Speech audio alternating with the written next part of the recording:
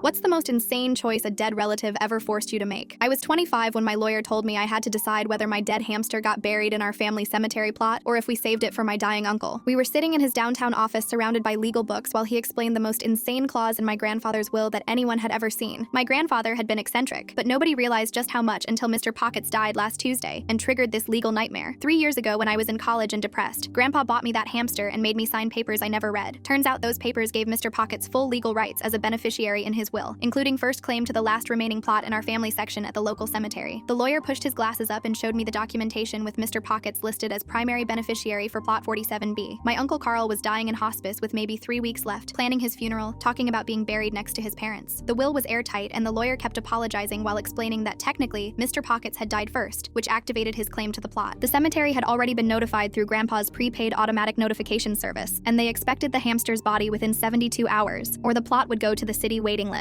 Uncle Carl didn't know yet because he could barely stay awake between morphine doses, but my aunt knew, and she'd already called me screaming that Carl had been talking about that exact plot for months. He wanted to be next to his brother who died in Afghanistan and had already picked out a matching headstone. The thought of telling him made my stomach turn inside out because this man taught me to drive, walked me down the aisle when my dad couldn't bother showing up, and gave me his kidney when mine failed at 17. Now I had to decide whether his final wish mattered less than a hamster who spent most of his life asleep in cedar shavings. My mother called drunk at midnight saying she'd never forgive me if I put a rodent where her brother belonged, but my sister, the animal rights activist, said Grandpa's wishes were sacred and legally binding. The cemetery director laughed when I explained the situation until he realized I was serious. Then he just stared at me and said they thought they'd seen everything, but this was a first. I tried finding loopholes like cremating Mr. Pockets and scattering him illegally in the plot, but that would apparently void everything in the will, including the house my mother lived in. 3 days of phone calls with lawyers all ended the same way, because Grandpa had apparently spent thousands making this hamster clause bulletproof. The night before the deadline, I sat on my bathroom floor holding Mr. Pockets in a shoebox, crying so hard I threw up twice. This hamster who ate sunflower seeds and ran on a wheel was about to get a full burial plot with perpetual care, while my uncle, who raised 3 kids alone after his first wife died, would get buried across town somewhere that smelled like sulfur and rotting eggs from the water treatment plant next door. I kept thinking about Carl showing me the plot last Christmas, kneeling despite his bad knees to touch the grass where he'd rest, saying he'd finally be at peace with his family. My hands shook as I tried to imagine lowering a shoebox into that ground instead of his casket. The next morning, I drove to the cemetery with Mr. Pockets because the will required proper burial or we'd lose the entire inheritance. The prepaid pastor Grandpa had arranged showed up and delivered a 10-minute eulogy about Mr. Pockets' gentle nature while I stood there feeling like I was losing my mind. My aunt refused to come and most of the family thought I'd completely cracked. The aftermath hit harder than I expected when Uncle Carl found out from a cousin and called from his hospice bed. Through the medication fog, he asked if it was true about the hamster getting his plot, and when I confirmed it, he laughed until he coughed up blood and the nurses had to sedate him, but not before he wheezed through the oxygen mask. At least someone in the family would always remember exactly where Mr. Pockets was buried, because it sure as hell ain't going to be me.